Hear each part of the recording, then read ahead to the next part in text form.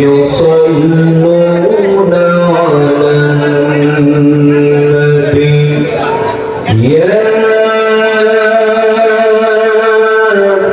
أيها الذين آمنوا صلوا عليه وسلموا تسليما নবীর প্রতি সবার ভালোবাসা আছে না নাই? কম না বেশি?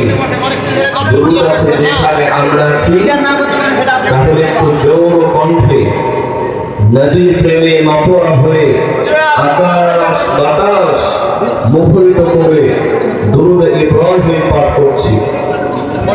আল্লাহুম্মা সাল্লি আলা মুহাম্মাদিন